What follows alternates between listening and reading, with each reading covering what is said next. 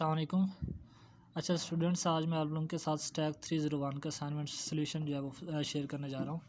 तो इसमें जो क्वेश्चन 1 है उसमें हमने क्या करना है, सबसे पहले हार्मोनिक मीन को फाइंड आउट करना है। हार्मोनिक मीन का फार्मूला क्या है, ये नीचे मैंने बताया हुआ है, summation f divided by summation f अब्लीग एक्स। तो ये हार्मोनिक मीन का फार्मूला है। सबसे पहले हम समीशन एफ फाइंड आउट करेंगे, उसके बाद समीशन एफ अब्लीग एक्स। तो ये हमारे पास एक्स गिवन है 125, 130, 135, 140, 145। तो एफ जो है फ्रीक्वेंसी ये भी हमारे पास गिवन है 35893। तो हमने क्या करना है, F divided by x find out कर लेना है। तो ये हमारे पास आ गया 3 divided by 124 is equal to 0.025, ये आ गया 0.0385, ये 0.0593, 0.0643, 0.0207। तो ये हमारे पास आ गया। जब हम इस सारे का समीशन लेंगे इसका, तो ये समीशन एफ अब्लीग एक्स 0.2068 आ गया और समीशन एफ हमारे पास आ गया 28। ये समीशन हमने किस तरह लेना है, इसको हम वैसे सिग्मा भी कहते हैं। तो ये हमने इन सब को जमा कर लेना है और ये हमारे पास समीशन आ गया। सिंपली ये हार्मोनिक मीन का जो फार्मूला है, इसमें हमने वैल्यू को पुट कर देना है। 28 डिवाइडेड बाई 0.2068, ये हमारे पास आ गया 135.397। ये था हमारा क्वेश्चन 1। अभी चलते हैं क्वेश्चन 2 की तरफ। क्वेश्चन 2 में क्या करना है, बॉयलेज कोएफिशिएंट ऑफ स्क्यूनेस, ये हमने फाइंड आउट करना है। तो इसका फार्मूला है, बॉयलेज कोएफिशिएंट ऑफ स्क्यूनेस का फार्मूला है Q1 plus Q3 minus 2Q2 divided by Q3 minus Q1। तो इसमें हमने क्या करना है, Q1 भी फाइंड आउट करना है, Q2 और Q3, ये हमने तीन चीज़ें हमने फाइंड आउट करनी है। हमें दी हुई दो चीज़ें हैं, एक क्लास लिमिट दी हुई है, उसके बाद फ्रीक्वेंसी दी हुई है। तो हमने क्या करना है, क्यूमुलेटिव फ्रीक्वेंसी फाइंड आउट करनी है, उसके बाद क्लास बाउंड्री फाइंड आउट करनी है। तो ये हमारे पास 1 to 5 क्लास लिमिट है और इसकी फ्रीक्वेंसी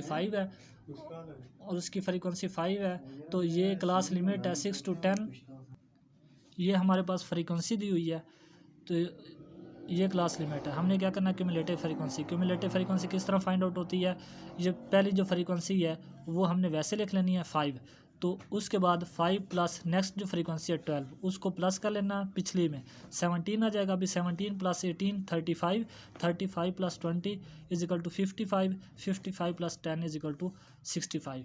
तो हमने क्लास बाउंड्री फाइंड आउट करनी है। क्लास बाउंड्री किस तरह होता है, हमने देख लेना है कि ये जो अपर क्लास है पहले की 5 और इसकी लोअर 6, इसको डिवाइड कर लेना है, इसको प्लस कर लेना। 5 प्लस 6 11 आ गया, 11 डिवाइडेड बाई 2 0.5।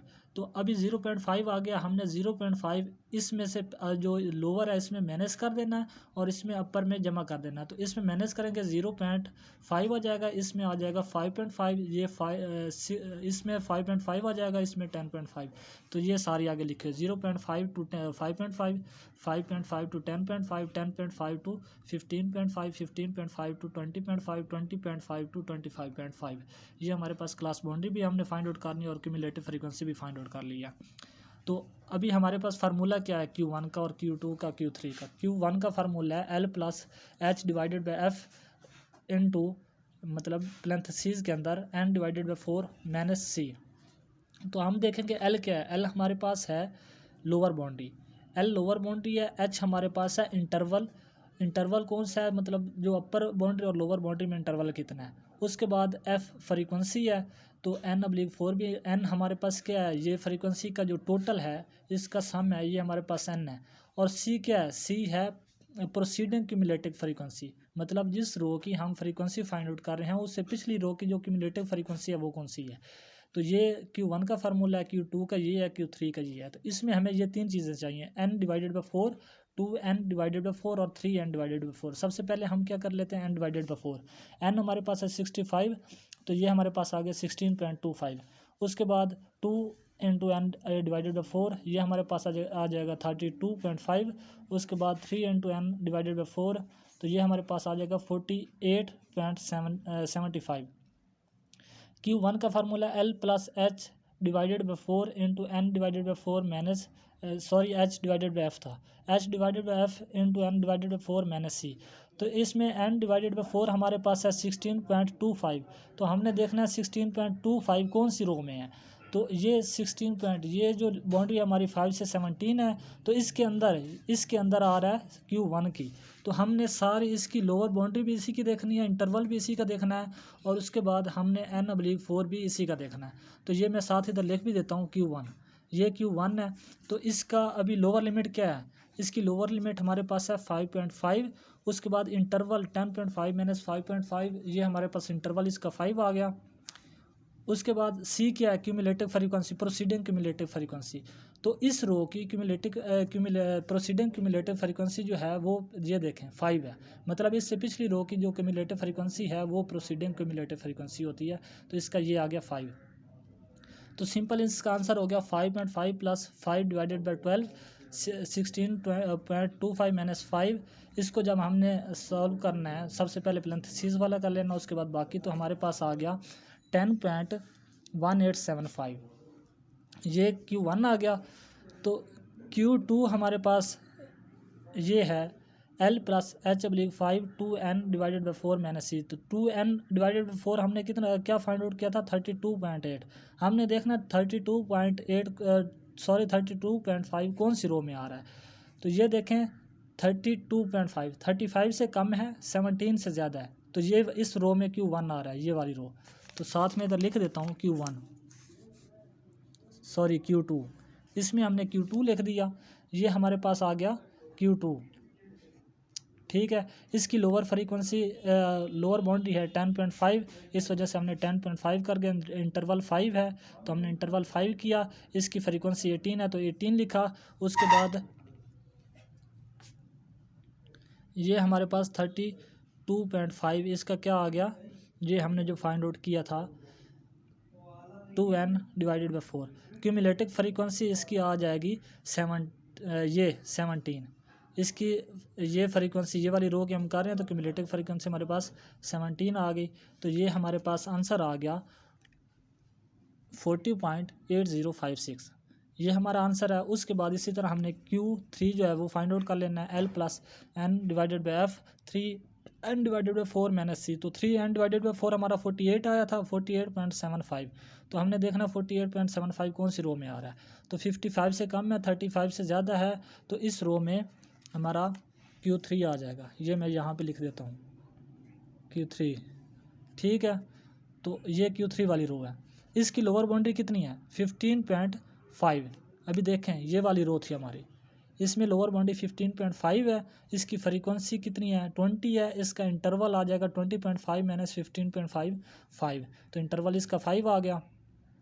तो ये देखें हमने 15.5 लोअर बाउंड्री प्लस 5 इंटरवल, उसके बाद 20 क्या है इसकी फ्रीक्वेंसी, इनटू 48.75। 48.75 क्या है, जो हमने ये फाइंड आउट किया था 3n/4।